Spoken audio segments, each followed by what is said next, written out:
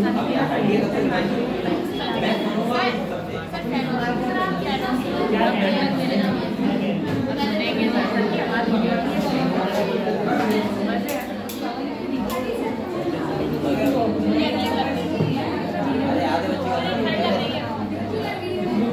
बेटा आप सब लोग समझ लो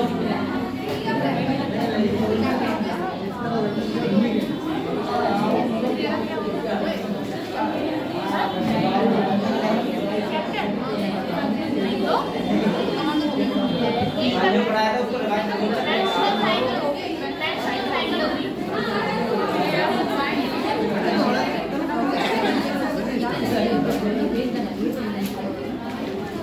जल्दी लगाओ ऐसे नहीं पढ़ा मिलेगा चार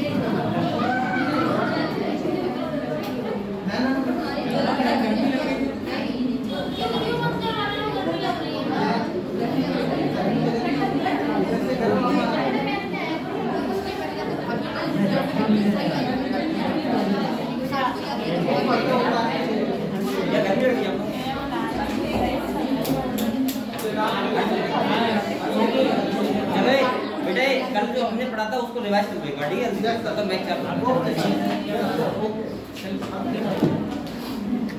आज आपके नए मायने की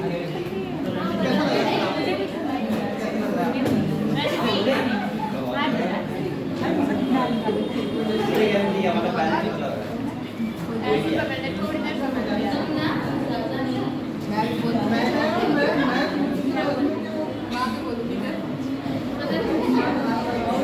अभी हम लोग बातें कर रहे हैं, एक बार चल कर देखो पढ़ाया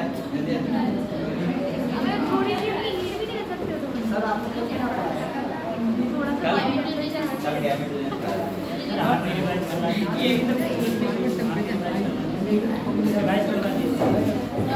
टेंपरेचर हाई होता है तो मेरे हाथ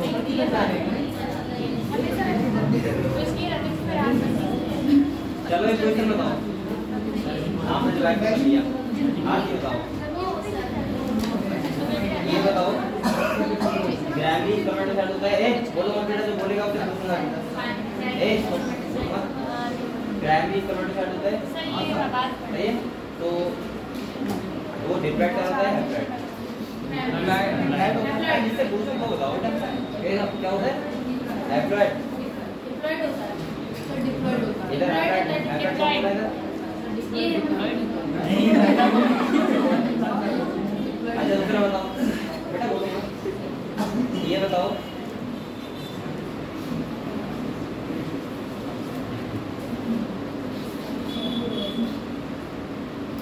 ये बताएगा हेमंत, बताओ ये बताओ बेटा, जो टेस्टोस्टेरोन होता है एंड्रोजन, वो कौन सा एसिड होता है?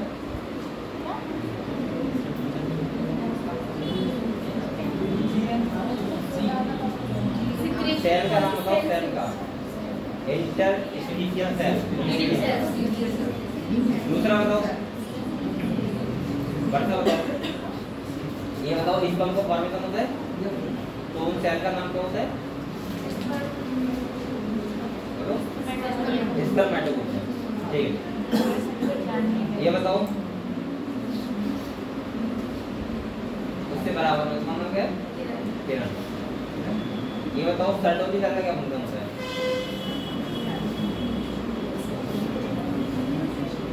न्यूट्रिशन प्रोवाइड करना, ठीक है ना। इसके बाद चलो ये बताना है, सब बताओ। ये बताओ बेटा, ओविजेनेसिस होता है, ओविजेनेसिस तो ओवोनिया सेल होते हैं ना। इसके बाद क्या बनता है? प्राइमरी oocyte, माइटोसिस होता है। तो प्राइमरी oocyte में किस टाइम पे एग जो होता है, प्राइमरी oocyte अरेस्ट होता है डिवीजन में, बिफोर द बर्थ, बर्थ से पहले। किसमें? संतुत्री नहीं, मैं क्या पूछ रहा हूँ, प्राइमरी oocyte होता है वो कौन से डिवीजन पे अरेस्ट होता है?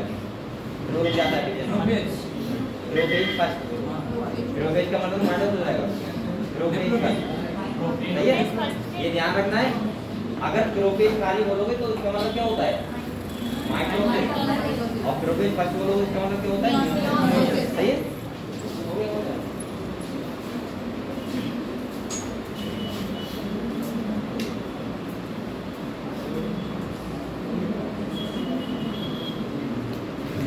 चलो अब हम लोग बात करते हैं। मैं आपको ये बता रहा था, जैसे हम लोगों ने देखा था अभी कि पहले तो देखा था हमने कि एग का जो ओविजेनेसिस होता है वो कैसे होता है, सही है, वो समझा था हम लोगों ने। इसके बाद मैंने आपको बताया था primary follicle, secondary follicle, tertiary follicle और ग्रेफियन फॉलिकल क्या होते हैं, ये आप लोगों ने पढ़ा था।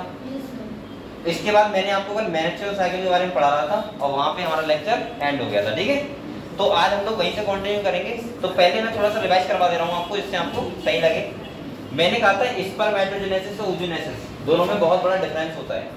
मैं स्पर्मेटोजेनेसिस जो स्टार्ट होता है वो होता है एट प्यूबर्टी।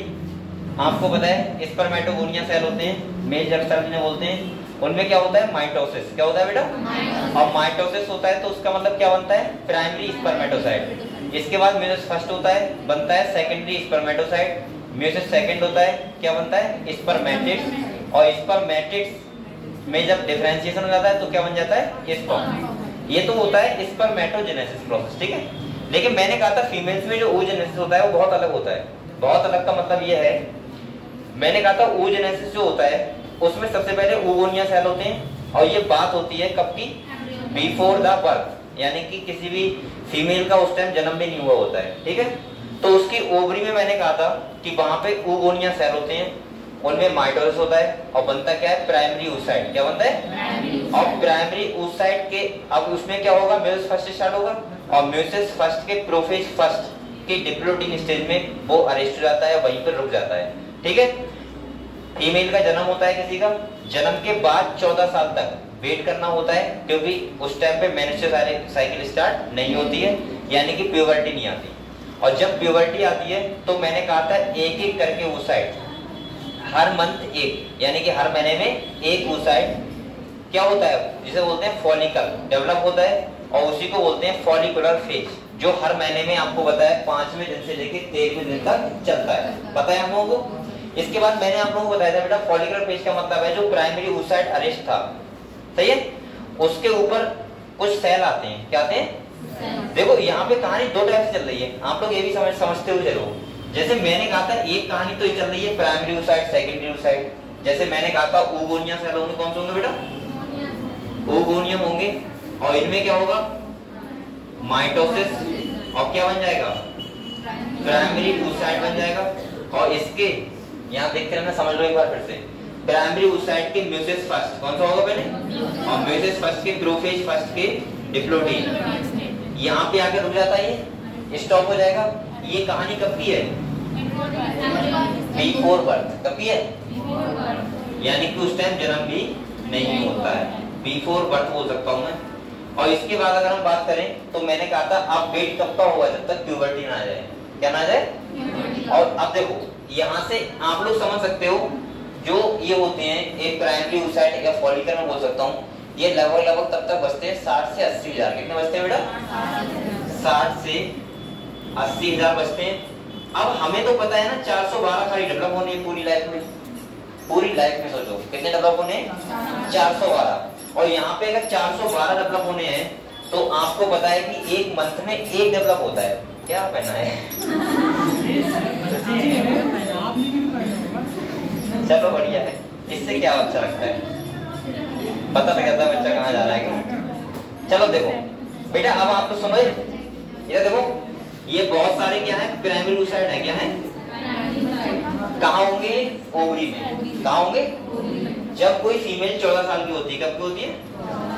लगभग तब प्यूबर्टी आना स्टार्ट हो जाती है, प्यूबर्टी आ जाती है और सीक्रेशन लगता है हार्मोन्स का। किसका? हार्मोन्स का। और आपको पता होगा कि मेंस्ट्रुअल साइकिल क्या होती है, स्टार्ट हो जाती है। जब वो स्टार्ट होती है तो आपको पता है हर मंथ में एक एग डेवलप होता है, यानी कि मैं बोल सकता हूँ एक फॉलिकल डेवलप होता है, एक खाली, सारे नहीं, एक बस।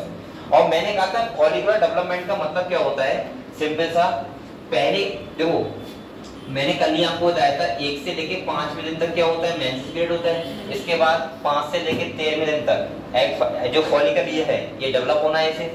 14वें दिन मैंने कहा था ओव्यूलेशन होता है और उसके बाद क्या होता है, ल्यूटियल फेज, जिसे बोलते हैं कॉर्पस ल्यूटियम।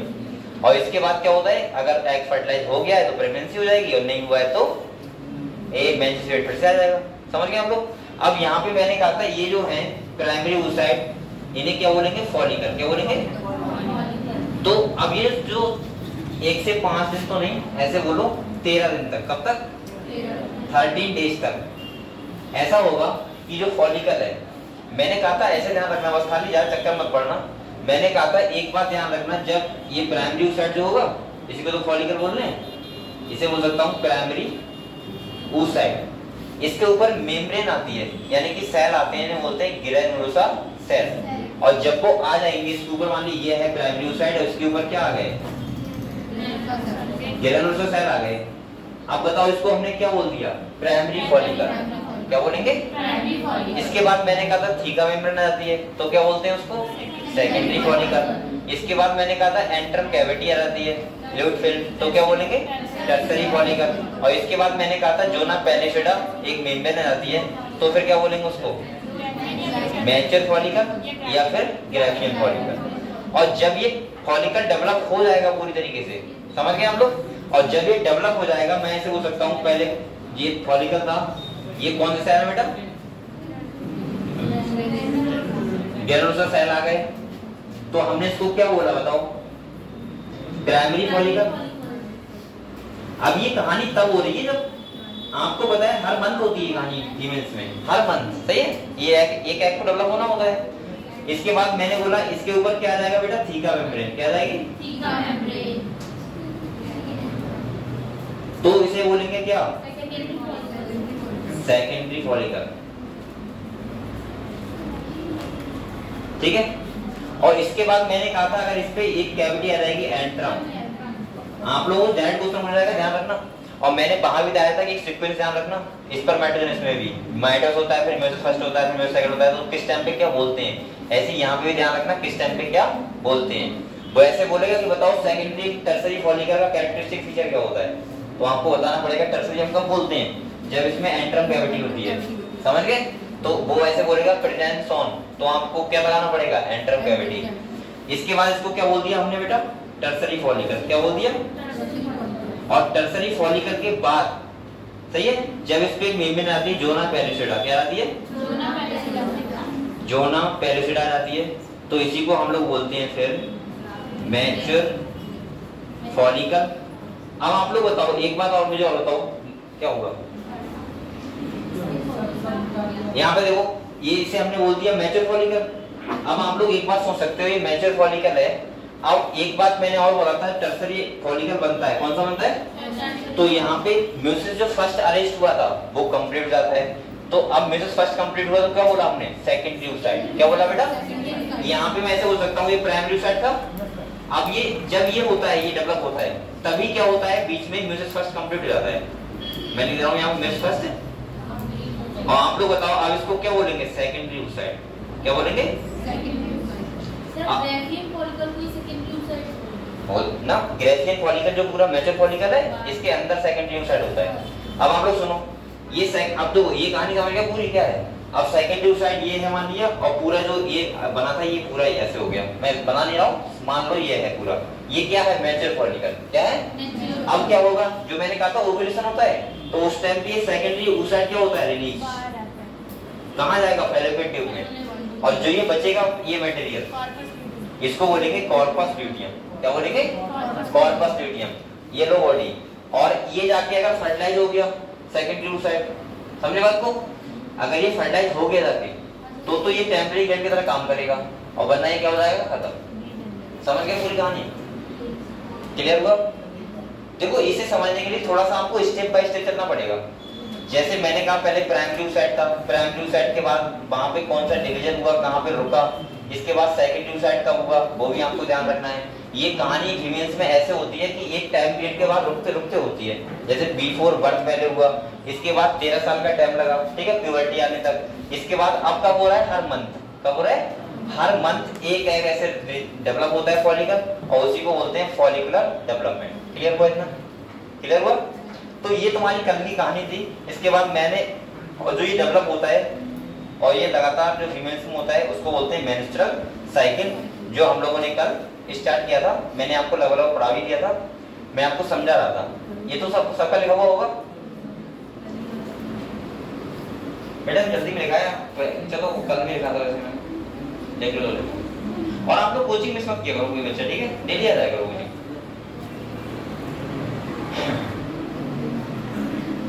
आप लोग सोचते हो कि एक दिन में कोचिंग जाने से क्या हो जाएगा, नहीं जाएंगे तो क्या हो जाएगा, लेकिन ये बहुत बड़ा नुकसान होता है, आपको लगता नहीं है। अरे काम तो जिंदगी भर रहेंगे, कभी से काम पूरा हुआ है जो तुम्हारा हो जाएगा? जिंदगी में काम तो लगी रहते हैं, लेकिन पहले ही दूसरे वक्त दो ना प्रायोरिटी हो तुम्हारी। अब तुम्हारी प्रायोरिटी और है तो क्या कर दिया? अभी आपको पता है बेटा, आप पढ़ाई करना चाहिए इस टाइम पे, वरना सब कुछ तुम्हारे पास होगा, खाली पढ़ाई करने के लिए टाइम नहीं होगा। समझ रहे हो?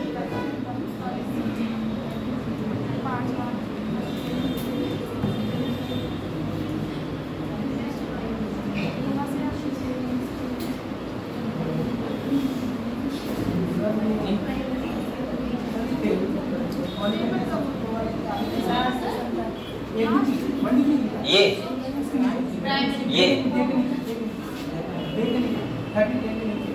कहाँ पे?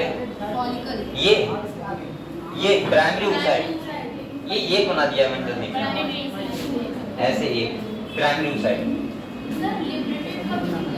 किसका?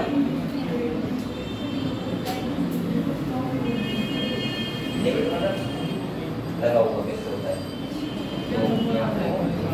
सेकेंडरी साइड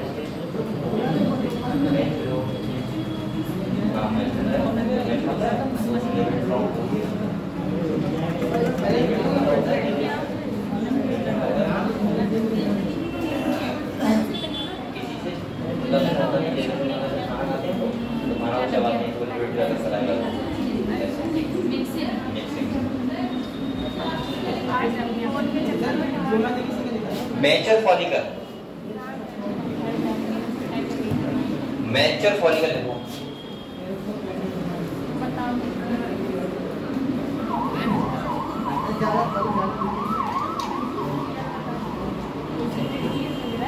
पहले हम लोग ये चैप्टर पढ़ लो, ठीक है?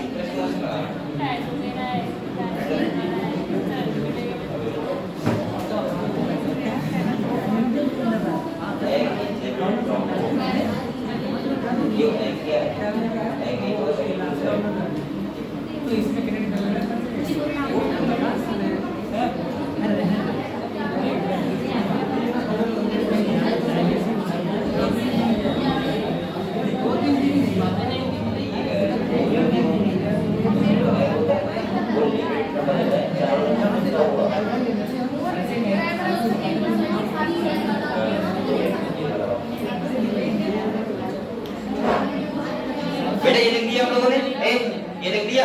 अब यहाँ पे देखो, ये मैंने जल्दी जल्दी लिखा है, आपको रिवीजन करवा रहा था इसको, आप देखो कल डेली आया करो। इसके बाद सेकंड सुनो, ये हो गया।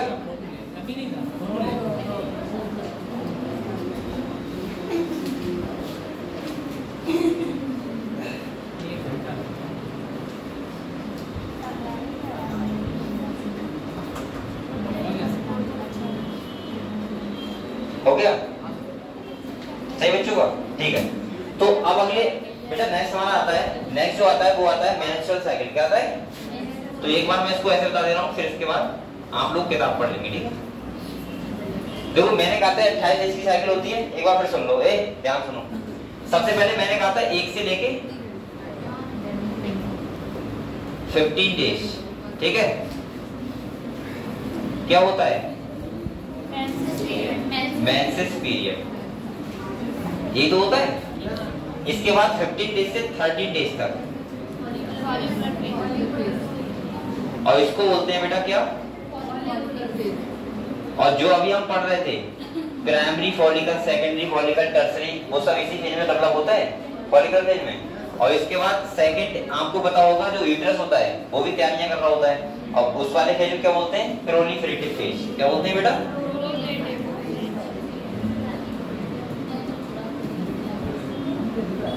ठीक है। और 13 डेज से कौन सा दिन आता है फिर? 14 डेज। और इस टाइम क्या होता है? ओव्यूलेशन होता है, और इसको बोलते हैं ओव्यूलेटरी फेज। क्या बोलते हैं?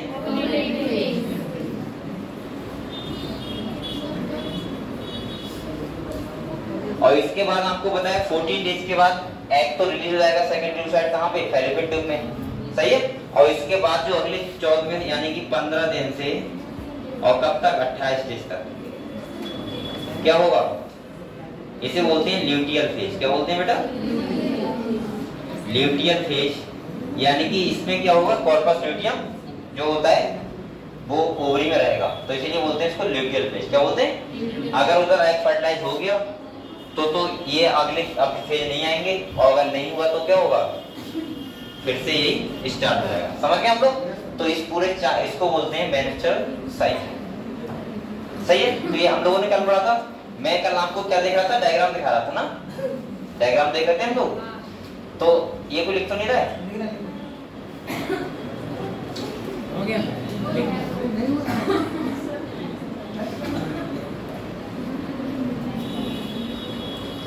अब यहाँ पे देखो एक चीज और देखो, ये देखो, ये यहाँ पे अगर मान लिया, मैं और समझा दूं थोड़ा सा।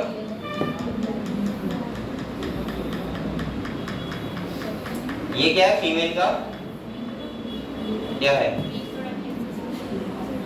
रिप्रोडक्टिव स्टेज है, ठीक है? ये है, ऐसा कुछ होता है।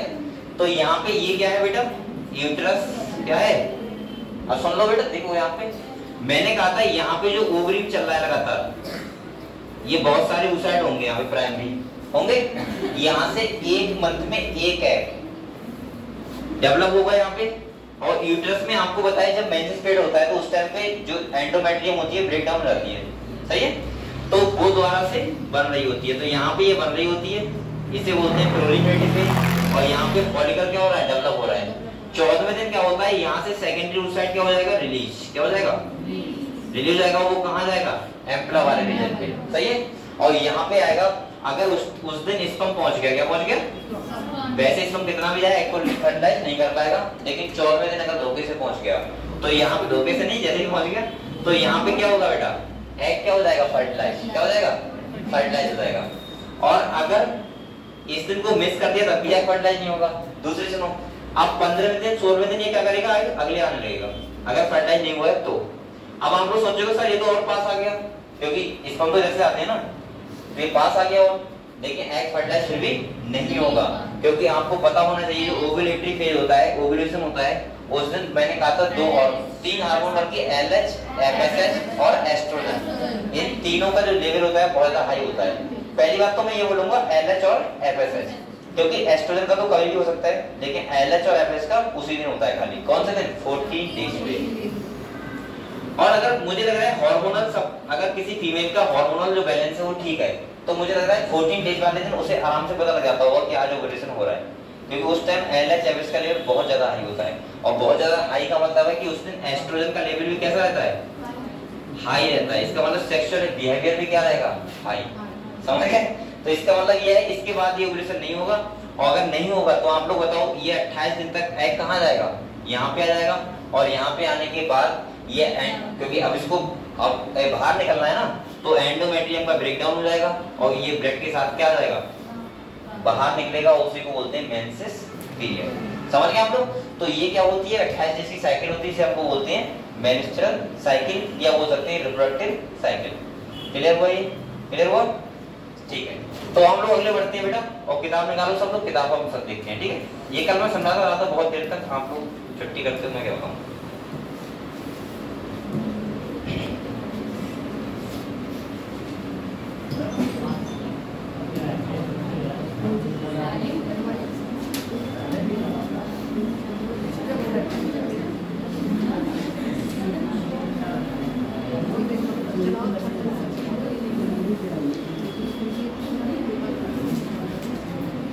अभी एक बच्चा है ना, उसने क्या किया है, उसने मैथ से मतलब मैथ सेंटर किया, तो हाँ जाओ, तो फेल हो गया। सही है, तो मेरे पास आया बायोलॉजी पढ़ने के लिए, तो वो मतलब गांव से बिलोंग करते हैं और माइंड से मतलब होता नहीं, कुछ लोग बहुत कमजोर होते हैं, तो मैं उसे उसी तरीके से पढ़ा रहा हूँ, कभी हल्के होता नहीं, बैठा के आराम से। हाँ, तो मैं उसे पढ़ा रहा था ह्यूमन रिप्रोडक्शन, तो मैंने ये डायग्राम लगाया ये वाला, ये बोले सर ये क्या है, मैंने कहा स्पर्म है, बोला ये इतना बड़ा होता है मैंने कहा बेटा ये उसकी पूंछ है, और उसने फर्स्ट बायोलॉजी पढ़ी नहीं है, डायरेक्ट ट्वेल्थ में बायोलॉजी ले दी, और मैथ्स वाला लगभग में हाई स्कूल पढ़ने के बाद भूल जाता है, नहीं 10th में पढ़ने के बाद 2-3 साल रहने के बाद भूल जाता है, और वो भी इतनी मेहनत से ना पढ़ा, उसने खाली पास ही हुआ बस 12th 10th में भी, तो अब वो पूरी बायोलॉजी भूल के, देखो पूरी बायोलॉजी भूल के वो खाली इसी बात पे टॉपिक चर्चा करे। मैं कहा बेटा अगली पढ़ना है भी, ये स्पर्म है खाली और हैप्लॉइड सेल होती है, तो बोला सर मुझे कैसे दिखेगा, मैंने कहा इतनी छोटी ज़्यादा चीज़ नहीं दिखेगी, समझ रहा है, बोला माइक्रोस्कोप देखूंगा जरूर, मैंने कहा डॉक्टर बन जाए तब देखो। ये रहेगा बेटा, तो हम लोग कहाँ पे थे, हाँ वो डायग्राम देख रहे थे ना, ये वाला, ये डायग्राम बहुत इंपॉर्टेंट है, यहाँ पे तुमको सारे जो इवेंट होंगे वो क्लियर हो रहे हैं, कैसे देखो, ध्यान दो इसको, ये क्या है 1 से लेकर 28 दिन तक की कहानी है पूरी, 29 दिन तक की, ठीक है, जिसमें तुम्हारा कौन कौन सा फेज आएगा, पहला मेंस्ट्रुएशन, मेंस्ट्रुएशन का मतलब क्या होता है भाई, मेंसेस पीरियड, इसके बाद आएगा फॉलिकुलर फेज यानी कि प्रोलिफेरेटिव फेज, तीसरा मैंने बताया था क्या आएगा बेटा, ल्यूटियल फेज, इसको बोलते हैं सेक्रेटरी फेज, और इसके बाद क्या आएगा, नेक्स्ट साइकिल स्टार्ट हो जाएगी। क्लियर? यहाँ पे देखो क्या क्या हो रहा है, इधर देखो, अब एक 28 दिन में कहाँ पे क्या इवेंट होता है फीमेल्स में, वो भी सब दिखाया है। पहला दिखाया है यूटेराइन इवेंट, यूट्रस में क्या क्या चेंजेस होते हैं, हर मंथ होते हैं, सोचो ये बहुत बड़ी बात है बेटा। इसके बाद ओवरी के हार्मोन का लेवल किस टाइम बढ़ रहा है, किस टाइम कम हो रहा है। इसके बाद ये ओवेरियन इवेंट लिखा है, ओवरी में क्या क्या होता है, हर दिन की कहानी है बिल्कुल। और इसके बाद क्या है, पिट्यूटरी हार्मोन, कौन से।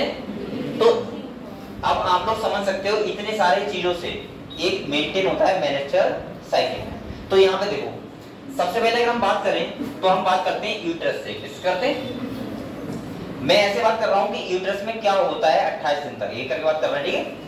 सबसे पहले क्या होता है बेटा, 1 से लेके 4 या 5 या 6 दिन तक, ये देखो ब्लड बना हुआ है, इसका मतलब मेंसेस पीरियड लिखा हुआ है। क्या लिखा हुआ है, मेंसेस पीरियड का मतलब है जो एंडोमेट्रियम है ये बनी हुई, ये जो बनी थी लास्ट में है, वो क्या होती है, ब्रेक डाउन। क्या होती है, ब्रेक डाउन।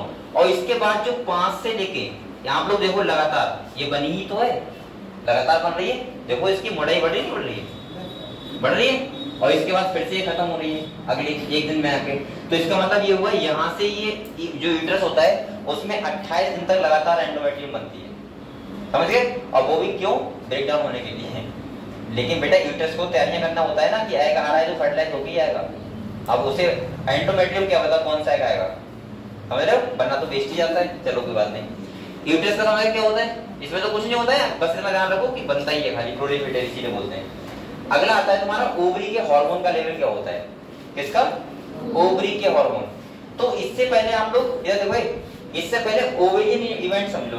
देखो जब यूट्रस में बन रहा होता है तो ओवरी में क्या हो रहा होता है, ओवरी में क्या हो रहा था, देखो मैंने कहा था ओवरी में पहले तो फॉलिकल डेवलप होता है, क्या होता है, तो यहाँ पे देखो oocyte है, ग्रेनुलोसाइट है, इसके बाद ये ऐसे डेवलप हो रहा है, ये एंट्रम कैविटी है, क्या है, एंट्रम कैविटी, और इसके अंदर क्या होगा, सेकेंडरी oocyte। ये इधर देखो, आप लोग बताओ, अगर आप लोग सही से पढ़ा होगा तो आपको समझ जाओगे। ये बताओ कौन सी सेल है, ग्रेनुलोसा, क्या कौन सेल है बेटा, ये वाले ग्रेनुलोसा सेल। और मैंने अभी बताया था आपको, ये जब आ जाते हैं तो उसको क्या बोलते हैं, प्राइमरी फॉलिकल। और इसके अंदर है क्या, ये वाला प्राइमरी oocyte, अब समझ में आया आपको क्या होता है? ये फॉलिकल कौन सा है? प्राइमरी, और उस साइड कौन सा है? प्राइमरी। इसके बाद मैंने कहा था ये डेवलप होने लगा था। इसके बाद यहाँ पे मेम्ब्रेन आती है, कौन सी? थीका। कौन सी आती है? थीका। और थीका आती है तो इसी को बोलते हैं क्या? बल्कि यहीं पे आती है, इसको बोलते हैं सेकेंडरी फॉलिकल। क्या बोलते हैं? और जब एंट्रम कैविटी, ये वाली ये कैविटी आ जाएगी तो इसको क्या बोलेंगे? Tertiary follicle. और इसके बाद मैंने कहा था कि जब जोना पेरिसाइटिक मेम्ब्रेन आती है उसको क्या बोलते हैं? Mature follicle. अब यहाँ से क्या हुआ देखो, ये वाला जो पोर्शन था वो तो यहीं रह गया, और इससे सेकेंडरी उस साइड क्या हो गया? रिलीज। यानी कि ये कहाँ जा रहा है बताओ? ये जा रहा है फैलोपियन ट्यूब में। कहाँ जा रहा है? फैलोपियन ट्यूब में। किससे मिलने? स्पर्म से। और दूसरा सुनो, यहाँ पे जो ये बचा, ये देखो जो ये बचा, अब ये कहानी में दिन भी देखते रहो, ये कब तक हुआ देखो? ओव्यूलेशन कब तक हुआ? 14 दिन तक हुआ। कब तक होगा? 14 दिन तक। और इसके बाद आपको बताया 14-15 दिन में ये क्या होता है? एग रिलीज होता है, 14वें से 15वें दिन तक। ठीक है। अब ये हर किसी कहानी अलग अलग होती है। ऐसा नहीं कि मैं तारीख बता रहा हूँ तुम्हें, ऐसा नहीं कर रहा हूँ तारीख बता रहा हूँ 14 तारीख कैसा होता है, 14वें दिन बोल रहा हूँ मैं बार बार। ठीक है। इसके बाद देखो अगला जो अब ये जो बचा है इसको क्या बोलते हैं? Corpus luteum. क्या बोलते हैं? और कॉर्पस ल्यूटियम हल्के डिजेनरेट हो रहा है। क्यों हो रहा है? क्योंकि एग फर्टिलाइज नहीं हुआ होगा, और अगर एग फर्टिलाइज हो जाएगा तो ये क्या बनाएगा? एक हार्मोन जिसे बोलते हैं प्रोजेस्टेरोन। क्या बोलते हैं? अब हम लोग इसीलिए प्रोजेस्टेरोन को बोलते हैं प्रेगनेंसी हार्मोन। अगर प्रोजेस्टेरोन का लेवल हाई रहेगा, प्रोजेस्टेरोन का लेवल, तो आप लोग सोचो अगर प्रोजेस्टेरोन का लेवल हाई रहेगा तो क्या एंडोमेट्रियम का ब्रेकडाउन होगा? नहीं होगा ना। और जब वो नहीं होगा तो आप लोग बताओ किसका? एंडोमेट्रियम का। हाँ क्या बोला मैंने? हाँ मैंने ये बोला प्रोजेस्टेरोन का लेवल हाई रहेगा तो इसका एंडोमेट्रियम ब्रेकडाउन नहीं होगा, और जब वो खत्म हो जाता है तो वो कम हो जाता है, इससे एंडोमेट्रियम का ब्रेकडाउन हो जाता है। तभी तो जो प्रेगनेंसी होती है वो मेंटेन कौन करता है? प्रोजेस्टेरोन। इसीलिए उसको बोलते हैं प्रेगनेंसी हार्मोन। क्लियर हुआ? इतना क्लियर हुआ? ठीक है। अब हम लोग देखते हैं हार्मोन का खेल है। यहाँ पे देखो सबसे पहले यहाँ पे देखो ये इस टाइम तक तो मेंटेन है, सब सारे हार्मोन है मेंटेन, हल्के हल्के हैं। लेकिन यहाँ पे देखो एस्ट्रोजन का लेवल बढ़ा है। किस दिन? 14वें दिन। यानी कि ये कौन सा होता है? Female sex hormone. ये सेक्सुअल एक्टिविटी लाता है। 14 दिन इसका लेवल हाई है, इसका मतलब क्या होगा? तभी मैंने कहा था कि उस दिन देखो गॉड ने भी सब चीजें ऐसी मेंटेन की है, गॉड ने या किसी ने भी की है जो सारी चीजें अपने आप से हो रही होती हैं। किसी को ऐसा नहीं, अगर आप लोग सोचोगे अभी आप पढ़ाई कर रहे हो, क्या पहले इंसान ने पढ़ाई ना की होगी? तो ये उसी हिसाब से मेंटेन चीजें होती है। ठीक है। इसके बाद देखो इसका लेवल फिर से कम हो गया, और फिर से कम हो गया, और फिर से बढ़ रहा है। तो उसके बाद तो कम या बढ़ेगा, लेकिन 14वें दिन में ज्यादा होगा। ठीक है। अब देखो प्रोजेस्टेरोन, बेटा आप लोग बताओ जब इस टाइम पे कॉर्पस ल्यूटियम होगा ही नहीं तो ये ज्यादा होगा ही नहीं। और देखो 14वें से हाई है, और फिर क्या हो गया? कम। अगर एग फर्टिलाइज नहीं हुआ तो ये कम हो जाएगा और एंडोमेट्रियम ब्रेकडाउन हो जाएगा, और अगर ये एग फर्टिलाइज हो गया तो आपको बताया एंडोमेट्रियम ब्रेकडाउन नहीं होगा। समझ गए? अगले देखो, अगर हम यहाँ बात करें इसकी LH और FSH की, ये भी दो हार्मोन है। सही है। एक का नाम होता है ल्यूटिनाइजिंग हार्मोन और एक का होता है फॉलिकुलर स्टिमुलेटिंग हार्मोन। यहाँ पे अगर हम बात करें तो आपको बताया पिट्यूटरी हार्मोन ये होते हैं। कौन से होते हैं? और मैंने बताया था एंटीरियर पिट्यूटरी से इनका सीक्रेशन होता है। किससे होता है? एंटीरियर पिट्यूटरी से। अब यहाँ पे देखो बेटा इनका जो लेवल है वो खाली कौन से दिन हाई है बताओ? 14वें दिन। और 14वें दिन हाई है, इसीलिए 14वें दिन क्या होता है? ओव्यूलेशन। क्लियर हुआ? तो यहाँ पे आपको सारी बात क्लियर हो गया। आप किस टाइम? ये बाद में हाई या कम से कोई मतलब नहीं है हमें। सही है। लेकिन हाँ 14 दिन ज्यादा होगा, ये ध्यान रखना है आपको। ये इसका लेवल तो हम किसी दिन भी बढ़ सकता है, उससे क्या फर्क पड़ता है? ये तो सेक्स हार्मोन है, इसका लेवल तो यहाँ पे भी बढ़ सकता है। लेकिन यहाँ पे ये समझना है कि 14 दिन जरूर रहेगा। ठीक है। बोलो मत बेटा। और इसके बाद आप लोग ये थोड़ा बहुत अगर एग फर्टिलाइज वो नहीं हुआ है तो एंडोमेट्रियम का हल्का ब्रेकडाउन होना होता है, और जब तो इसीलिए इसका मैं बोल सकता हूँ बढ़ सकता है। वैसे तो एस्ट्रोजन किसी भी बढ़ सकता है। ठीक है। इसका ऐसा कोई विरोध नहीं है। आप लोग पहले बताओ ये वाली चीज क्लियर है सबको? यहाँ पे किसी को डाउट है? ध्यान रखना क्वेश्चन ऐसे भी आ सकता है कि क्वेश्चन ऐसे भी आ सकता है कि वो खाली ये वाला डायग्राम दे दे और आपसे पूछेगा कि लेवल करो, बताओ डैश को लेवल करो। वो ऐसे पूछ लेगा कि बताओ कौन सा वाला LH है और कौन सा वाला FSH है। वो ऐसे ही पूछ लेगा कि बताओ किस टाइम पे क्या हो रहा है। वो ऐसे ही पूछ लेगा कि यहाँ पे यूट्रस का जो इवेंट है वो क्या चल रहा है। ठीक है, डायग्राम देके वो कुछ भी आपसे पूछ सकता है। आप लोगों को अगर ये आता है तो आप लोग पूरी तरीके से बता सकते हो। क्लियर हुआ ये? तो इसका मतलब ये क्लियर है, जो आपको मेंस्ट्रुअल साइकिल क्लियर हो गई। तो इसका मतलब 4 जगह इवेंट होते हैं। पहले पिट्यूटरी हार्मोन, दूसरा ओवरी हार्मोन, तीसरा यूट्रस में और चौथा ओवरी में। ये चारों पार्ट मिला के क्या करते हैं? Maintain menstrual cycle. क्लियर हुआ? ठीक है, अब यहाँ पे देखो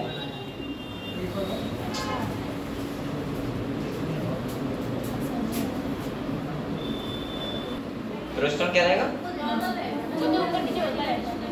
फर्टिलाइजेशन नहीं हुआ तो कौन सा? प्रोजेस्टेरोन। तो उस टाइम पे तो नॉर्मल रहेगा, बढ़ेगा भी, लेकिन वो उसके बाद उन्हें एंडोमेट्रियम भी तो खत्म करनी है, इसीलिए कम हो जाता है बाद में प्रोजेस्टेरोन। समझ गए? हाँ ब्रेक मत बस। ये अगर फर्टिलाइज हो गया तो डिजेनरेट रहेगी, अगर नहीं हुआ तो हो गया तो ये एंडोक्राइन ग्लैंड तेरा काम करेगा बस 9 मंथ तक। क्लियर? बेटा थोड़े बहुत काम जो होते हैं वो तो हर हार्मोन के और भी ज्यादा होते हैं। अगर आप पढ़ते रहोगे तो और भी काम कई सारे होंगे। प्रोजेस्टेरोन का भी तो पीक है जो वो भी तो मतलब ओव्यूलेशन के दिन तो हाई नहीं है। उस दिन कैसे हो जाएगा जब ये आज ही रिलीज हुआ है? तो हां वो तो फर्टिलाइजेशन वो तो बाद में ये बनाए कॉर्पोरेटिव ना, तभी तो होगा। अच्छा वो इससे हाँ। बेटा ये इतना क्लियर हुआ? सही है, ठीक है। अच्छा एक बात मैं आपको और बताऊं, इधर देखो, आपने जो सुना होगा कि जो टैबलेट आती हैं, अगर तक कुछ तो कौन सी टैबलेट बात कर रहा हूँ तो मैं बात कर रहा हूँ जो टैबलेट आती है अनवांटेड प्रेगनेंसी को रोकने के लिए। तो वो टैबलेट में ऐसा लिखा होता है कि आप देखोगे एस्ट्रोजन प्रोजेस्टेरोन मिला हुआ होता है। उनसे पता क्या होता है? उनसे बस खाली इतना होता है, उनसे जब वो खाएंगे हम लोग तो प्रोजेस्टेरोन लेवल हमारी बॉडी में बढ़ जाएगा, और जब वो बढ़ जाएगा तो LH-FS का लेवल कम रहेगा। क्या रहेगा? और जब ये कम रहेगा तो इसका मतलब ओव्यूलेशन होगा ही नहीं, और ओव्यूलेशन होगा नहीं तो इसका मतलब एग फर्टिलाइज कैसे होगा? समझ गए? खाली उसका इतना काम होता है बस। फिर बताऊं? ओव्यूलेशन ही नहीं होगा। नहीं, तभी तो मैंने कहा था टैबलेट खाना बहुत सबसे बेकार काम दुनिया में यही तो है, टैबलेट खाना किसी भी टाइप की। क्योंकि तुम क्या कर रहे हो कि अपने हार्मोन्स लेवल को डिसबैलेंस कर रहे हो, और उसका मतलब एक बार अगर डिसबैलेंस हो गया तो वो उसे एक उसमें आने में बहुत टाइम लग जाता है।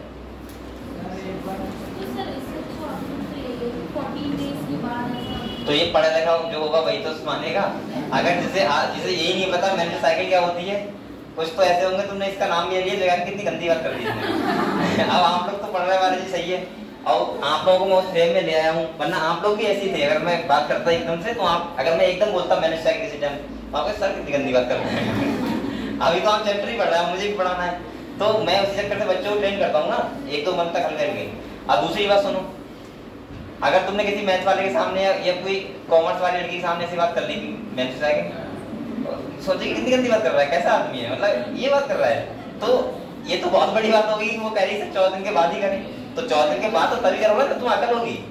अब तो अगर जो आदमी मान रहा है भगवान के दिन, तो वो ये क्या जानता है फिर उससे? तो अब ऐसे बहुत लोग होंगे बेटा, जैसे कोई सर्विस करता है मान ली बार, या वाइफ क्या रहती है घर पे रहती है, उन्हें नॉलेज नहीं है इस चीज की। अब वो चाहे पूरे मंथ वर्क कुछ भी करें, लेकिन 14वें या 13वें दिन मिस कर देते हो किसी कारण से, हो सकता है उसी दिन मीटिंग उनकी, तो उनके बच्चा ही नहीं होगा कभी। तो ये सब नॉलेज तो होना चाहिए। मैं कल भी कह रहा था ये बात, तो कि ये नॉलेज हर किसी को होना चाहिए। या आदमी को जैसे अगर सपोज अगर कोई एजुकेट पर्सन है, सही है, और उसे कुछ प्रेगनेंसी करनी अपने हिसाब से है, जैसे कुछ लोग चाहते हैं ना कि हम इस मंथ में हो तो इस मंथ में सही रहेगा, बच्चा होगा तो नया बच्चा होगा, कैसा रहना चाहिए, वो सब होता है। अब कोई एजुकेट पर्सन है तो वो तो अपने हिसाब से करेगा ना, उसे पता है कि मुझे पता है कि 14 दिन एवोल्यूशन हो रहा है तो मैं 12वें दिन से स्टार्ट हो जाऊंगा, 18 दिन तक करीब हो ही जाएगा अगर सही सब कुछ सही रहा तो ये होता है। तो ये एजुकेशन सबको होनी चाहिए। आप लोग ऐसे मत करो बेटा, सबके साथ ऐसा होना है, ठीक है। अगले देखो, ये तो लाइफ का खेल है, इसमें क्या दिक्कत है? हम लोग कहाँ पे थे बताओ, कहाँ पे थे? ये पढ़ लिया था, ये पढ़ लिया था, नहीं पढ़ा था। चलो पढ़ो, पढ़े थे यहाँ से नहीं, कहाँ से? यहाँ से, चलो थोड़ा ऊपर से ले लीजिए। अरे 2 लाइनें हैं ये हाँ, ये भी पढ़ा था। ये पढ़ा दिया था मैंने, स्टार्टिंग क्या बोलते हैं यार कि, और उसको बोलते हैं क्या, -1 वो यहाँ पे देना। चलो यहाँ पढ़ते हैं। आप लोग लग रहा है खाली यही चैप्टर होता पूरी बायोलॉजी में पढ़ते रहते हो ये। इधर देखो, चलो ठीक है पढ़ो। यहाँ पे कह रहा है ईच मेंस्ट्रुअल साइकिल, अगले कह रहा है major event of the menstrual cycle are so in figure 3.9। अगले कह रहा है बेटा the cycle start with the menstrual phase where menstrual flow occurs and it leads for 3 से 5 दिन। आपको बताया जो एक मेंस्ट्रुअल पीरियड होता है वो कितने दिन का होता है, 3 से 5 डेज, 3 to 5 डेज। अगले कह रहा है menstrual flow result due to break. अब देखो उसमें क्या होता है, बोलो ना, उसमें क्या होता है, ब्रेक डाउन होता है एंडोमेट्रियम का। किसका होता है, तभी तो आपने देखा होगा किसी को जो मेंस्ट्रुअल पीरियड होता है पेनफुल होता है। पेनफुल का मतलब होता है एंडोमेट्रियम का उस टाइम क्या होता है, ब्रेक डाउन होता है, दर्द होता है, ठीक है। अगले कह रहा है of the uterus and its blood vessels which form liquid that come out through vagina, यानी कि जो लिक्विड होता है वो किससे बाहर आता है, वजाइना से। अगले कह रहा है menstruation only occurs if the release the ovum is not fertilised. आप लोग बताओ, मेंस्ट्रुएशन पीरियड तभी तो आएगा जब एग फर्टिलाइज नहीं हुआ है। अगर एग फर्टिलाइज हो जाता तो आता ही क्यों, और जब वो नहीं आएगा तो इसका मतलब इंडिकेटर होगा किसका, प्रेगनेंसी का। कौन, मेंस्ट्रुअल साइकिल। अगले कह रहा है बेटा लैक का मतलब होता है absent of menstruation may be indicative of pregnancy, और ये किसको इंडिकेट करता है, प्रेगनेंसी को। अगर एब्सेंट कौन सा पीरियड हो रहा है, मेंसेस पीरियड। अगले देखो कह रहा है however it may also be caused due to some other underlying causes like stress हो गया, पुअर हो गया, और क्या हो गया, हेल्थ, मतलब हेल्थ इशू होते हैं थोड़े बहुत सारी चीजें होती हैं उस टाइम पे, ठीक है। अगले देखो कह रहा है menstrual phase follow by the follicular phase. आपको पता है, अच्छा मेंस्ट्रुएशन जो फेज होता है उसके बाद कौन सा होगा, फॉलिकुलर। क्यों, क्योंकि फॉलिकल डेवलप होगा और यूट्रस में क्या हो रहा होगा, प्रोलिफेरेटिव फेज, यानी कि नई नई सेल बन रही होंगी, इसकी एंडोमेट्रियम, क्लियर।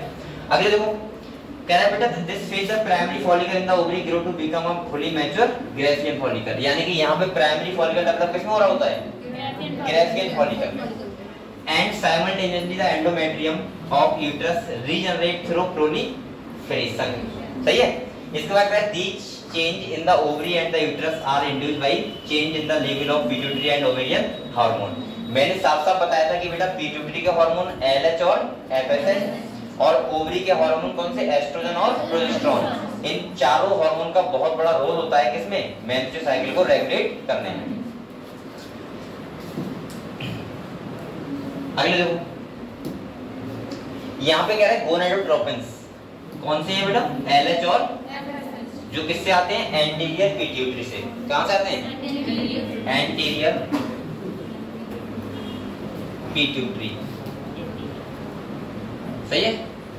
इनका सीक्रेशन होता है एंटीरियर पिट्यूटरी से, LH और FSH। इसका नाम ही होता है, इसका होता है ल्यूटिनाइजिंग हार्मोन और उसका होता है फॉलिकुलर स्टिमुलेटिंग हार्मोन। अगले कह रहा है बेटा increase gradually during the follicular phase. अब इनका जो लेवल होता है वो क्या हो जाता है, हाई, किसका, LH और FSH का 14 days and stimulate follicular development as well as secretion of oestrogen by the growing follicle. और जो एस्ट्रोजन काम क्या होता है, फॉलिकल को ग्रो कराने में, सही है। कह रहा है both LH and FSH attain a peak level in the middle of cycle about 14 days. इस दिन क्या होगा, इनका लेवल बिल्कुल हाई पीक पे होगा, सही है, सबसे ज्यादा होगा इसमें। कह रहा है rapid secretion of LH leading to its maximum level during the mid cycle called LH surge. क्या बोलते हैं इसको, LH सर्ज। इसे अंडरलाइन करो, इंपॉर्टेंट है। अगर आपसे पूछा बताओ LH सर्ज क्या होता है तो आप बताओगे कब, किस दिन होता है, 14 डेज पे, जब LH का लेवल क्या होगा, हाई होगा। LH का नहीं बल्कि LH का AVH दोनों का लेवल हाई होगा, तब उसको बोलते हैं LH सर्ज। आपको इतना ध्यान रखना है। अगले कह रहे हैं induced rupture of Grecian follicle and thereby the release of ovum, और उससे क्या होगा, ओवम, यानी कि आप लोग ओवम मत बोला करो, आप लोग शुद्ध भाषा में बोलो करो सेकेंडरी ओसाइट, वो क्या होगा, रिलीज होगा, कहां जाएगा, फैलोपियन ट्यूब में, समझ गए।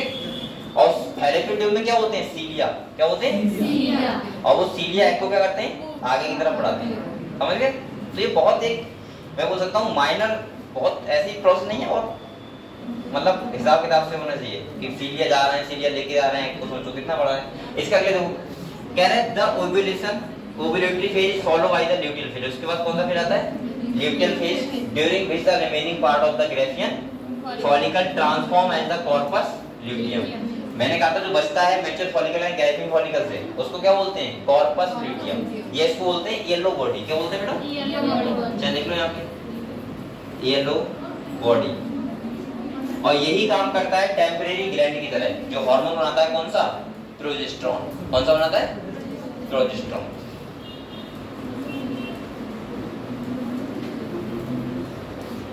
ठीक है, अगले कह रहा था corpus luteum secret large amount of progesterone which is essential for maintenance of the, यहाँ पे देखो इसका काम क्या है? Maintenance of the endo.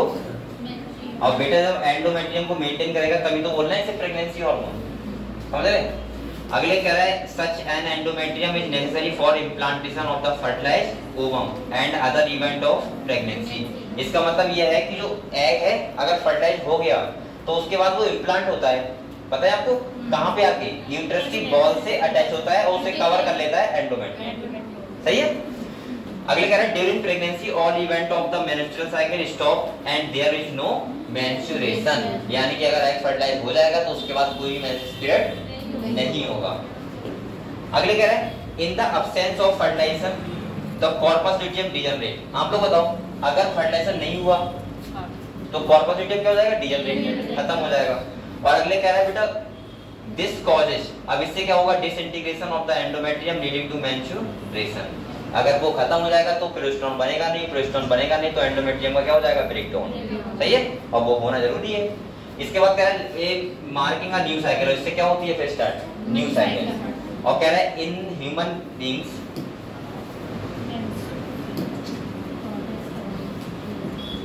यहाँ पे देखो कह रहा है बेटा the corpus luteum degenerate this cause disintegration of a endometrium leading to menstruation marking a new cycle. अगले कह रहा है in human being menstrual cycle cause around 50 year of as.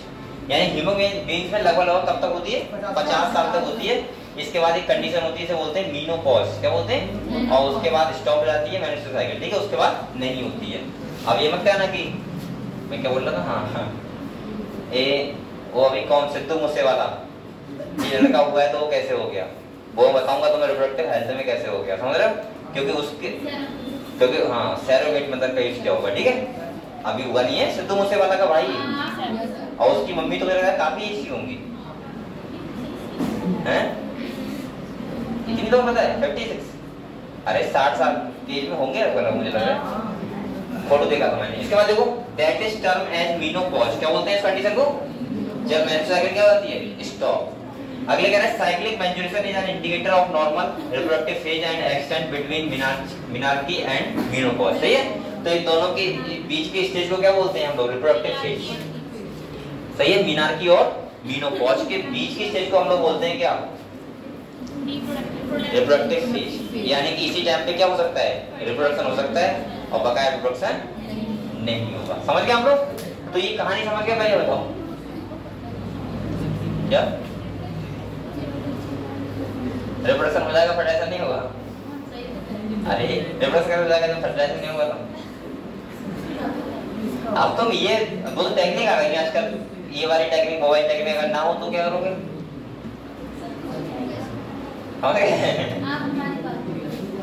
तो आप हल्की बात करो, मुझे समझ ना आए तुम पता नहीं क्या बात कर रही है। देखो बेटा हम लोग पढ़ेंगे इसके बाद क्या होगा बताओ? फर्टिलाइजेशन और इम्प्लांटेशन। यानी कि एग का फर्टिलाइजेशन होगा और क्या होगा बेटा? इम्प्लांटेशन। फर्टिलाइजेशन मतलब क्या होता है? Fusion of male and female gamete, sperm और एग का मिलन होगा और उससे क्या होगा? जाइगोट बन जाएगा। क्या बन जाएगा? जाइगोट। तो यहाँ पे देखो एक डायग्राम बना हुआ है, ये वाला ये क्या है बेटा? सेकेंडरी साइड है। क्या है? इसके बाद इसके ऊपर मेम्ब्रेन कौन सी? जोना पेलिफेटा। और उसके बाद कौन सी? Corona radiata. ये कोरोना वो वाला नहीं है, पहले से इसका नाम हुआ है सुनना, कोरोना आया था उसके बाद रखा था, इसका नाम ही है कोरोना रेडिएटा। हाँ कोरोना आया था, ये वाला नहीं था बेटा। इसके बाद देखो और ये क्या आ रहा है? अभी सब बताऊंगा, रुक जाओ। इसके बाद ये क्या है? पढ़ेंगे अभी क्या करें? स्पर्म। क्या है?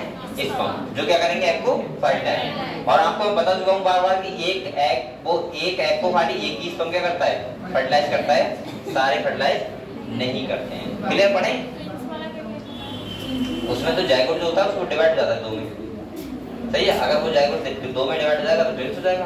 वो कॉन्सेप्ट नंबर पर चैप्टर होगा। ठीक है, बेटा ये बताओ यहाँ तक सबको क्लियर है? एक बार रिवाइज कर लो जल्दी से, फिर इसके बाद हम लोग ये पढ़ रहे हैं।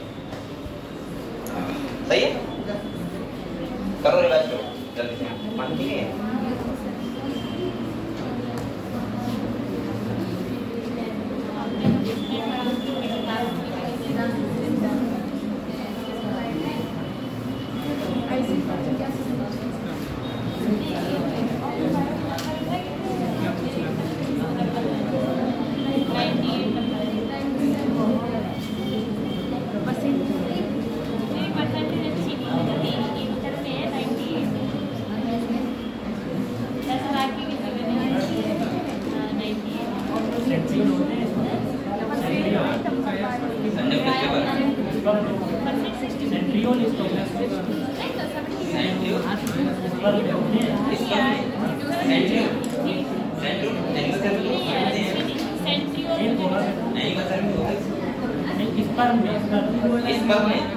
इसमें मेरे साथ नहीं होना चाहिए क्योंकि ये सेल डिवाइड करना करेंगे नहीं होंगे। ये तो हैप्लॉइड सेल है ना, तो वो डिवाइड करना कर रहा है तो विजन बना था फॉर्मेशन में वो जाइगोट के फॉर्मेशन में है। चलो होगा देख लेंगे कम सेंट्रियोल, लेकिन एनिमल सेल में होता है करना। सही है बेटा, यहाँ पे देखो ये अपोलो मत आगे बढ़े तो मैं जो जो यहाँ पे लिखा हुआ है वो आपको समझा रहा हूँ, ठीक है क्या क्या है। तो सबसे पहले क्या है बेटा, बोलो मतलब इधर देख लो, पढ़ेंगे। पहले बताओ फर्टिलाइजेशन का मतलब क्या होता है? फ्यूजन मतलब मिलना स्पर्म का और एग का, उसे बोलते हैं क्या? फर्टिलाइजेशन। इससे पहले एक इवेंट होता है, इसे बोलते हैं इंसेमिनेशन। क्या बोलते हैं? सही है, इंसेमिनेशन। तो यहाँ पे देखो कह रहा है ड्यूरिंग पॉपुलेशन, क्या कह रहा है? ड्यूरिंग पॉपुलेशन, या इसको बोलते हैं क्वाइटस। क्या बोलते हैं बेटा? क्वाइटस के टाइम पे क्या होता है? सीमन रिलीज किया जाता है by the penis into the vagina, और इस प्रोसेस को बोलते हैं इंसेमिनेशन। यानी कि इंसेमिनेशन का मतलब होता है सीमन का ट्रांसफर करना, ठीक है, किसमें? फीमेल जेनिटल ट्रैक्ट में। तो इसको हमने क्या बोल दिया? इंसेमिनेशन। क्या बोला? कह रहे द मोटाइल स्पर्म, स्पर्म कैसे होते हैं? मोटाइल। मोटाइल का मतलब दौड़ते हैं आराम से, ठीक। कह रहा है swim rapidly pass through the cervix, किसके पास जाते हैं? सर्विक्स के होते हुए कहां जाएंगे? यूट्रस में। कह रहा है एंटर इनटू द यूट्रस, और यूट्रस से होते हुए कहां जाएंगे? And finally reach the junction of the isthmus and ampulla, यानी कि मैं बोल सकता हूं एम्पुलरी इस्थमिक जंक्शन, यानी कि जहां पे इस्थमस और एम्पुला वाला रीजन होता है बीच का, वहां पे। सही है। तो ये पहले कहां गए? सर्विक्स में गए। ये तो मैं ऐसे दारों से कर रहा हूं, गए इसका बरेली जाके फिर यहां देखो पहले कहां गए? सर्विक्स में, इसके बाद यूट्रस में, उसके बाद पहुंच गए फाइनली टारगेट में, ठीक है।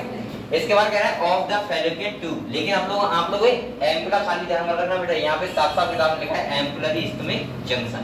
सही है। अगर ऑप्शन में दोनों लिखा हुआ है तो कौन सा लगाओगे? ये वाला, क्योंकि इसीलिए मैं एनसीईआरटी विश्वास करता हूं खाली, और किसी भी किताब पे नहीं। एनसीईआरटी में अगर अगर एनसीईआरटी में कुछ भी लिखा है तो वो आपको मानना होगा, और जो नहीं लिखा है उसे भूल जाओ। हमारे में है ही नहीं, हमारे में भी नहीं, हमारे में भी नहीं है, हमारे में भी नहीं है। देखें नहीं है, क्यों नहीं होगा? यही रही है बस। चलो कोई नहीं, वो थोड़ा आपने सही सही। तो आप लोग एम्पुला ध्यान रखना बस, ठीक है।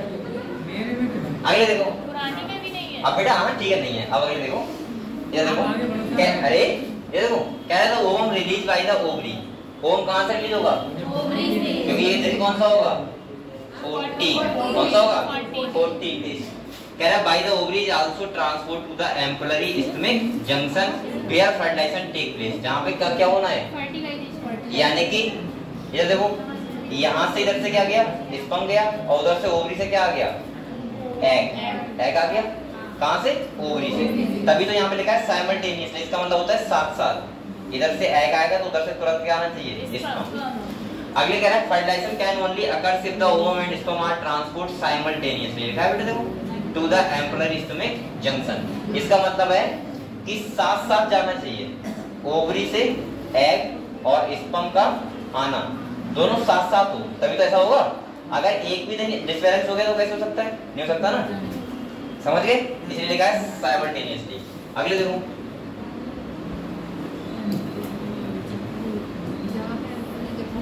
आप लोग इमेज बना रहे हो, कहाँ की बात कर रहा हूँ मैं? सिंपल सा यूट्रस से स्पर्म जाएगा और ओवरी से क्या आएगा? एग आएगा। और कहाँ पर रीजन पाएगा? एम्पुलर रीजन पे। सही। चलो अगले कह रहा है बेटा this is the reason why not all copulation lead to fertilisation and pregnancy. अगर ऐसा नहीं हो रहा है तो इसका मतलब फर्टिलाइजेशन या एक वो नहीं होगा, यानी एक का फर्टिलाइजेशन कैसे हो जाएगा? समझ रहे? तो साइमल्टेनियस मतलब होता है साथ साथ आना चाहिए। कौन से रीजन में? एम्पुलर रीजन में। अगले कह रहा है देखो the process of fusion of a sperm, यानी कि स्पर्म से मिलना किसका? ओवम से, क्या कहलाते हैं बेटा? फर्टिलाइजेशन। और यानी कि अब फ्यूजन होगा किसका? स्पर्म का और एग का। अगले कह रहा है during fertilisation a sperm comes in contact with the कौन सी लेयर बेटा?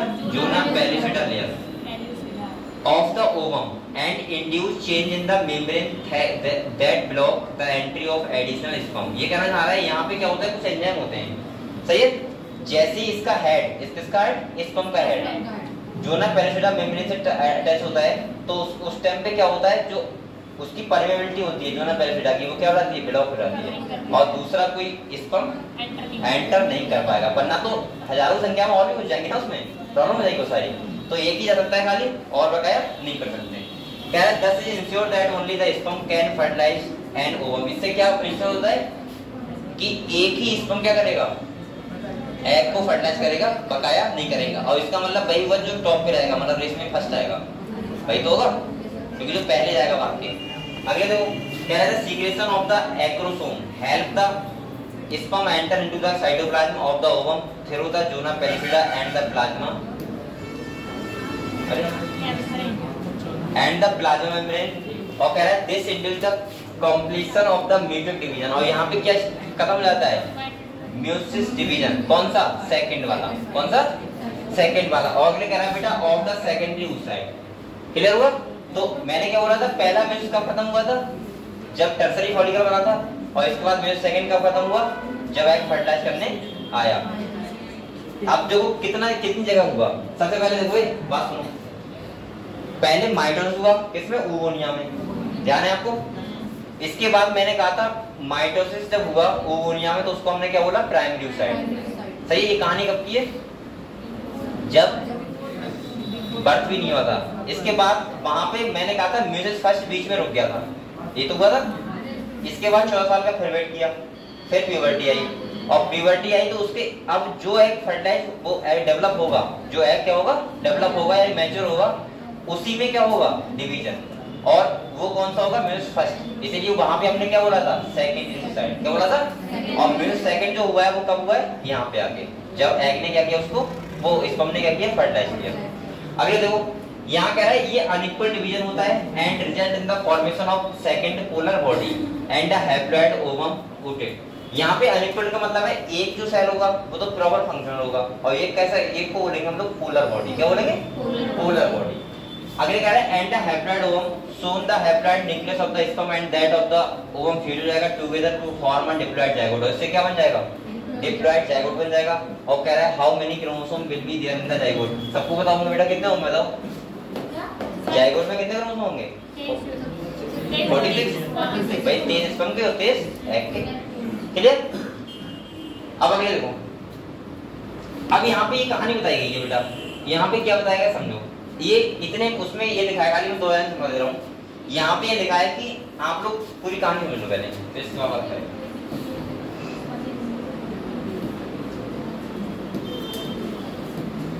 यहाँ पे जो क्या लिखा है, ये कह रहा है कि आप लोग बताओ, बोलो मत, यहाँ पे बताओ आप लोग हमारे पास कितने क्रोमोसोम होते हैं? 46 होते हैं। कितने होते हैं? यानी कि मैं बोल सकता हूँ हमारे पास 44 जो होते हैं वो होते हैं ऑटोसोम। कौन से होते हैं? और बेटा 2 जो होते हैं, मैं ऐसे ना लिखूं तो ऐसे लिख रहा हूँ 22 पेयर, तब ज्यादा अच्छा लग रहा है। 22 पेयर क्या होते हैं? हमारी डिप्लॉइड सेल में, ठीक है। और 1 पेयर क्या होते हैं? Sex chromosome. क्या होते हैं? यही तो डिसाइड करते हैं कि मेल होगा या फीमेल होगा। 22 पेयर तो हम मेल और फीमेल में दोनों में कैसे होते हैं। अब आप सोचो खाली एक क्रोमोसोम की बात है उसका, वो भी बाई वाला जो मेल में अलग होता है, और वही मेल में डिसाइड करता है कि मेल होगा। समझ गए आप लोग? खाली ये। और बकाया जो बकाया सेम क्यों नहीं होंगे भाई? तो आंखें दोनों के पास दोनों में दो ही हैं, सर सबका एक ही है, समझ रहे हैं? बकाया ऑर्गन सारे सेम है, खाली डिफरेंस इसका है बस रिप्रोडक्टिव ऑर्गन का। अब देखो यहाँ पे, तो हमारी जो डिप्लॉइड सेल होती है इसमें 22 पेयर होते हैं ऑटोसोम और 2 पेयर होते हैं सेक्स क्रोमोसोम, जिसमें हम बोल सकते हैं, ऐसे बोल सकता हूं मैं बेटा 44 प्लस XY वो होते हैं मेल के पास। किसके पास होते हैं? मेल के पास। और 44 प्लस XX जो होते हैं किसके पास? फीमेल के पास। अब आप लोग बताओ, ये देखो अगर मैं पहले मेल की कहानी लेता हूँ, किसकी लेता हूँ? मेल की। अगर स्पर्म बनाना है तो आपको पता है म्यूसिस होगा, क्या होगा? म्यूसिस होगा। आप लोग बताओ बेटा, यहाँ पे हैप्लॉइड सेल बनेगी ना, स्पर्म कैसी सेल होती है? हैप्लॉइड। और हैप्लॉइड सेल अगर बनेगी तो 50% चांस ये रहेंगे, कितने?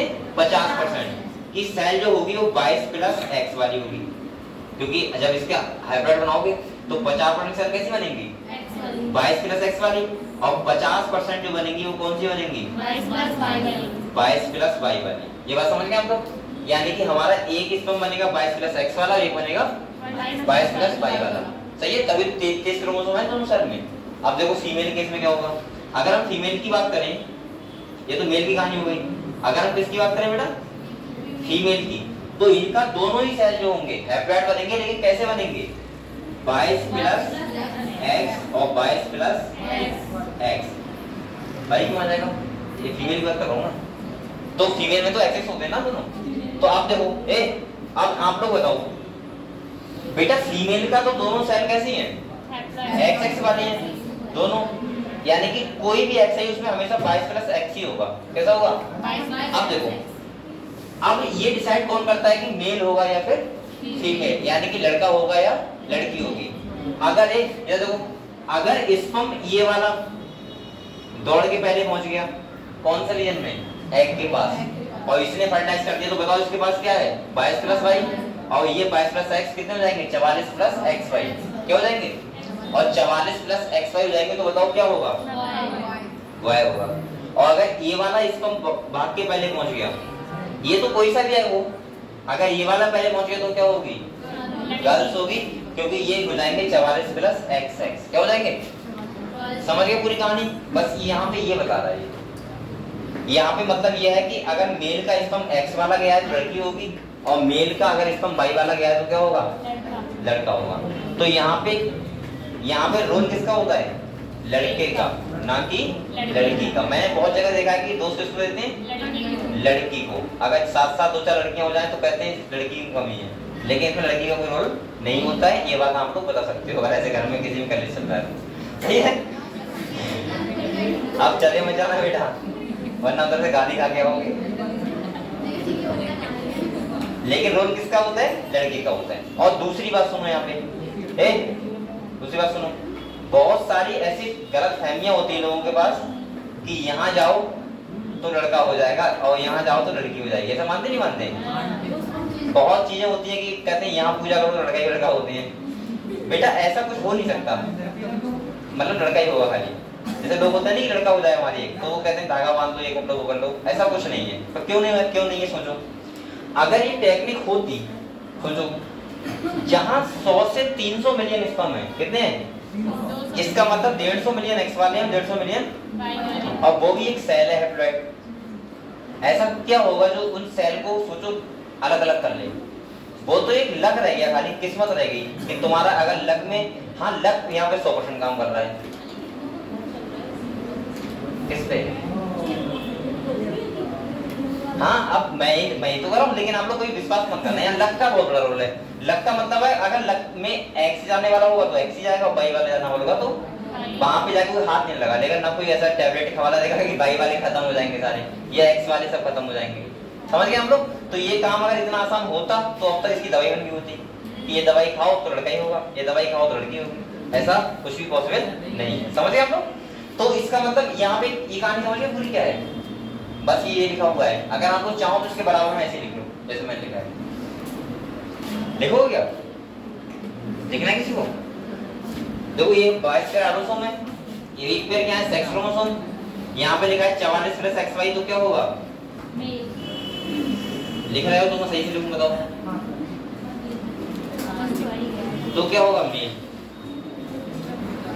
और अगर ये 44 प्लस XX होता है तो क्या होता है फीमेल। अब ये कह रहे हैं ये कहानी जो है ये किसकी है, मेल की, ये वाली किसकी है बेटा। अगर आप चाहो तो इसको ऐसा करना है, इसके नीचे ये लिखना और इसके नीचे ये लिखना, समझ गए। और ये वाला किसका है अपना, फीमेल का। तो फीमेल का हैबिट सेल बनेगा 22 प्लस एक्स और मेल का बनेगा 22 प्लस एक्स और 22 प्लस वाई।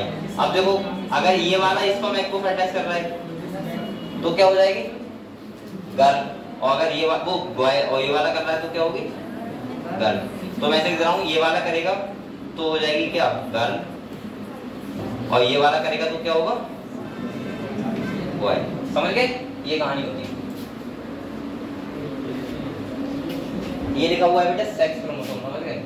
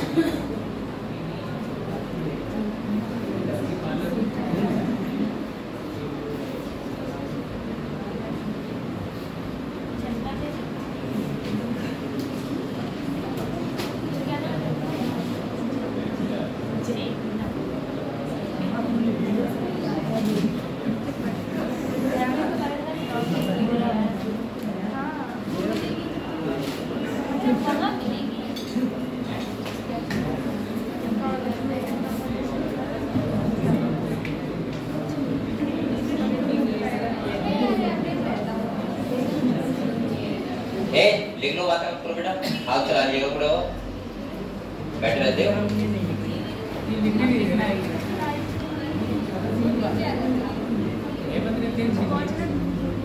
बच्चों वाले क्या करते हो ना,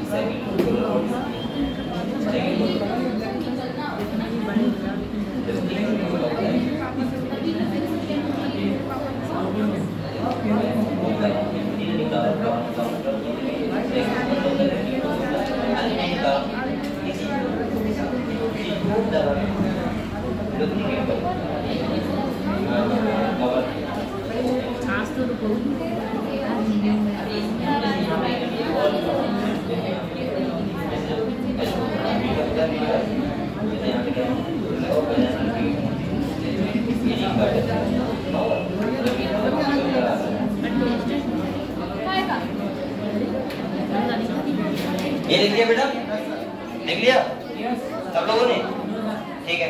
तो आप लोग बेटा ये बताओ यहाँ तक समझ गए सब लोग? नहीं कौन बोल रहा है? अब पता नहीं है, वो ऐसे बोलते हैं, कोई दिक्कत नहीं। यहाँ पे देखो, पहले ये बताओ इतना क्लियर हो सबको, सही है। अब अगले बढ़ते हैं। तो ये वाला प्रोनाउन क्या चीज बताओ, ये लिखा हुआ है सब कुछ सही, इसमें और कुछ नहीं है, ठीक है। आगे देखो, जो ये एक्स एक्स मतलब किसका है, फीमेल, एक्स वाई क्या है मेल। अब ये कह रहा है देखो स्पर्म के पास depending whether the sperm carrying, या तो एक्स लेके जाएगा या फिर क्या लेके जाएगा वाई। अगर वाई फर्टाइज गया है तो लड़का हो जाएगा और एक्स गया तो लड़की हो जाएगी, क्योंकि फीमेल जो होती है उसके पास क्या होते हैं, दोनों होते हैं। वो तो उनके पास तो एक ही होते हैं, एक्स और एक्स, तो इस एक्स से। अब यहाँ पे एक लाइन लिखी है, देखो वो पढ़ाते हैं, ए बोलो मत। यहाँ देखो एक लाइन लिखी हुई है, कितनी अच्छी है। यहाँ क्या रहा है, ये देखो हाँ यहाँ पे कह रहा है that is why scientifically it is correct to say that the sex of the baby is determined by the father, ना कि मदर। अगर कभी आ जाए कि बताओ सेक्स को डिटरमाइन कौन करता है, मदर या फादर, तो ये मान लेते ना दोनों, तो कौन करता है, ओनली फादर। क्योंकि क्वेश्चन पढ़ने समझना ही बहुत जरूरी होता है कि आप लोग को सही डिटरमाइन का मतलब ये कहना है कि सेक्स कौन करता है, तो उसमें मेल फीमेल दोनों लिख दो, ऑप्शन में एक लिखा होगा दोनों, समझ रहे हो, तो वहां क्या आएगा, ओनली फादर। अगले देखो बेटा, अब ये कह रहा है the meiosis division start as the zygote move through the isthmus of the oviduct, sorry meiosis क्यों होगा, माइटोस होगा ना। अब ये देखो समझो, जाइगोट बन गया, सही है, 46 क्रोमोसोम उसके पास। अब कौन सा डिवीजन होगा, माइटोसिस। कौन सा होगा, ये कोई सेल है, ये देखो ये कोई सेल है और इसमें लगातार कौन सा डिवीजन होगा बेटा, माइटोसिस। और हमारे सारे सेल में कितने क्रोमोसोम रहेंगे, 46। डिप्लॉइडी डिवीजन होगा लगातार, कब तक होता रहेगा, जब तक प्यूबर्टी नहीं आएगी। और प्यूबर्टी के बाद फिर से स्पर्म बनाने के लिए क्या होगा, म्यूसिस, समझ गए। और बकाया पूरी सेल में हमारी लाइफ टाइम पर कैसा होता है, माइटोसिस, समझ गए। तो यहाँ पे देखो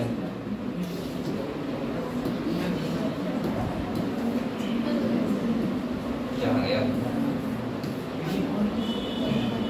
इधर देखो बेटा, अगले कह रहा था mitotic division start as the zygote moves through the isthmus of the oviduct called cleavage towards the uterus and form 2, 4, 8, 16 daughter cell called blastomere. अब आप लोग बताओ, एक सेल होगा, एक से कितने बनेंगे, 2 से 4, 4 से 8, 8 से 16, और उसको क्या बोलेंगे, ब्लास्टोमियर। और ये जो सेल डिवाइड होंगे और हल्के हल्के जो जाइगोट है, यानी कि मैं बोल रहा हूँ ना ब्लास्टोमियर बनाया, इसका ब्लास्टोसिस बोलेंगे पत्ते सेल में, वो हल्के हल्के मूव करेगा किधर की साइड में, यूट्रस वाली साइड में। कहाँ करेगा, यूट्रस। क्यों, उसी को बोलते हैं इम्प्लांटेशन। क्या बोलते हैं बेटा, इम्प्लांटेशन, यानी कि जो जाइगोट बनाया वो क्या होगा, इम्प्लांट होगा। कहाँ के, क्योंकि यूट्रस में आके बच्चा डेवलपमेंट होगा, ओवरी में बोस में थोड़ा हो जाएगा। या देखो अगले, अब ये कह रहा है 4, 8, 16 डॉटर सेल, अब 16 ध्यान रखना, यहाँ बच्चे गलती कर देते हैं, 16 सेल डॉटर सेल को क्या बोलते हैं, ब्लास्टोमियर। क्या बोलते हैं, ब्लास्टोमियर। अगले देखो, कह रहा है द एम्ब्रियो विद 8 to 16, अभी डायग्राम सुनूंगा, ठीक है। Blastomere is called a morula, the morula continue to divide and transform into the blastocyst. और ये बाद में किस में कन्वर्ट हो जाता है, ब्लास्टोमियर किस में कन्वर्ट होगा, ब्लास्टोसिस्ट, सही है। अब यहाँ पे देखो, बोलो मत, यहाँ देखो बेटा, ये डायग्राम समझो। आप लोग बताओ यहाँ पे क्या, ये क्या है, ये क्या है, ओवरी। क्या है, ये एक पोर्शन एक तरफ का दिखाया गया, ठीक है। ये क्या है, फैलोपियन ट्यूब। क्या है, फैलोपियन ट्यूब। और आप लोग बताओ इधर क्या है, यूट्रस। क्या है ये बात समझ में आई आपकी, सही है।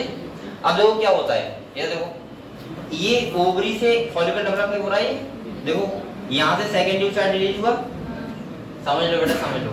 और ये जो बचा है इसको क्या बोलेंगे, कॉर्पस ल्यूटियम। क्या बोलेंगे, अब यहाँ पे जो ये बचा है, इसके बाद ये आएगा कहाँ पे, एम्पुला वाला रीजन आ गया।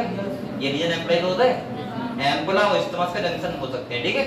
इसके बाद यहाँ पे देखो ये स्पर्म दिखा रहे हैं बहुत सारे, और एक स्पर्म का कर गया, एंट्री कर गया। और इसके बाद ये क्या बन गया, जाइगोट। क्या बन गया, और जाइगोट के बाद एक से कितने सेल बनेंगे, 2 से 4, 4 से 8, 8 से 16 से बनते रहेंगे। और ये हल्के हल्के मूव किधर करता रहेगा, यूट्रस की तरफ।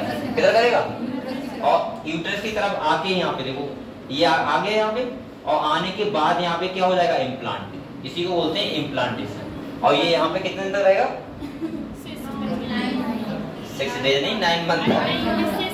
अच्छा, यहाँ पे जब तक क्या होगा, एम्ब्रियो डेवलपमेंट होगा, तब तक ये यूट्रस में ही रहेगा। समझ गए आप लोग। यूट्रस को हिंदी में क्या बोलते हैं, गर्भाशय। अच्छा, फिर उसे क्या बोलते हैं, बच्चादानी। अच्छा भाई, सही है, मैं कमजोर रहता हूँ, ये समझ गए आप लोग, ठीक है। अगले देखो,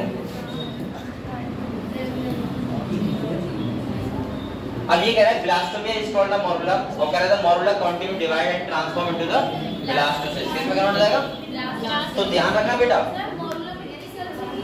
16 सेल होंगी और उसके बाद 32 आएंगे तो ब्लास्टोसिस्ट बोल देंगे उसको। अगले कह रहे हैं बेटा देखो, as it move further into the uterus, और कहां मूव कर जाएगा, यूट्रस की तरफ। और कह रहा था blastomere in the blastocyst are arranged into an outer layer called trophoblast. उसकी आउटर लेयर क्या बोलते हैं, ट्रोफोब्लास्ट। इसकी आउटर लेयर वही ब्लास्टोसिस्ट की चारों तरफ।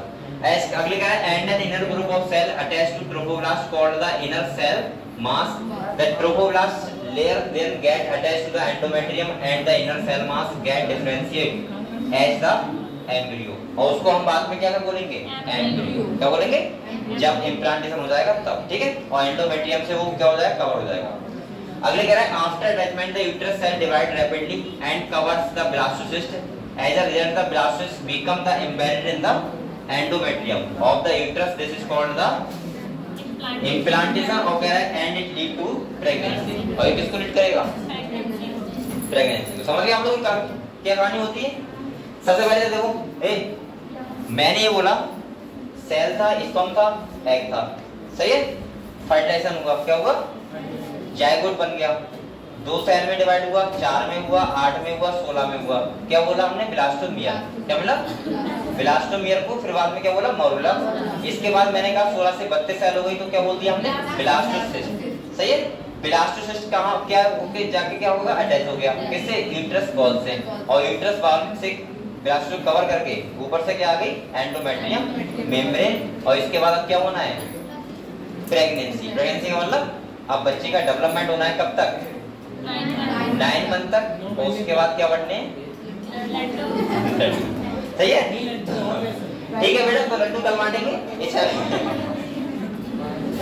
अभी हम लोग लड्डू तक नहीं पहुंच पाए, कल पहुंच जाएंगे, सही है, कल तो पहुंच जाएंगे। और इसके बाद कल जो हम लोग चैप्टर पढ़ेंगे, इसके अगले का पढ़ेंगे, तो कल हम लोग आना जरूर, लड्डू बांटेंगे, ठीक है, ध्यान रखिए।